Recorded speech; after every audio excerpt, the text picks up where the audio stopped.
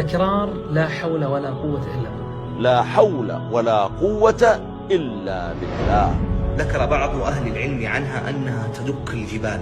تعرف يعني إيش لا حول ولا قوة إلا بالله؟ يعني لا تحول لي من حال إلى حال، ولا قوة لي على صنع شيء إلا بالله. الحول والقوة بيده. إذن والله ما أخف. لما احنا بنسمع الأذان المؤذن بينادي حي على الصلاة حي على الفلاح، نقول لا حول ولا قوة إلا بالله، لأن لن يأتي للفلاح والصلاة إلا من أراد الله بحوله أن يجري أقدامه. يعني مش هقدر أقوم وأتوضى وأنزل وأروح المسجد وأصلي إلا لما ربنا سبحانه وتعالى يعيني. من أكثر الأشياء اللي حسيت إن سبحان الله تعيني على قضاء حوائجي تكرار لا حول ولا قوة إلا بالله. هذه الكلمة والله خيالية، احنا مو معطينها يعني للأسف اهتمام جيد. هي كنز من كنوز الجنة كما قال النبي عليه الصلاة والسلام. صفقة الحوقلة، صفقة الحوقلة. النبي عليه الصلاة والسلام قال 3 كلمات عن لا حول ولا قوة إلا بالله. ال3 كلمات يزلزلوا القلب.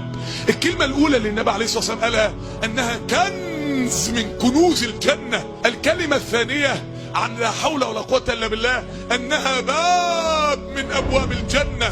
الكلمة الثالثة أنها من كنز تحت العرش. إذن نحن كمسلمين يجب علينا دائما أن نقول هذا الكلام. انتبه، لا يقع في قلبك أنك مستغن عن الله، أو أنك لا تحتاج إلى إعانته وإلى إمداده إياك بالقوة. كلا، بل استشعر دائما أنه لا حول ولا قوة إلا بالله.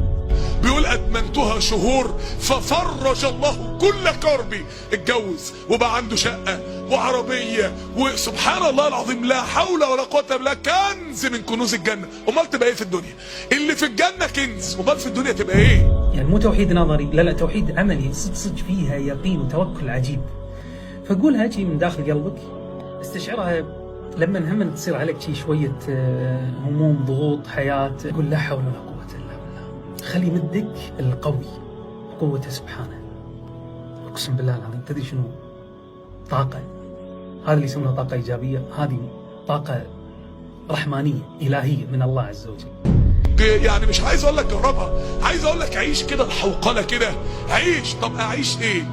لا مفرج للهموم والكروب والأحزان إلا الله الذي لا شريك له ولا شبيه له ولا ند له ولا مثيل له.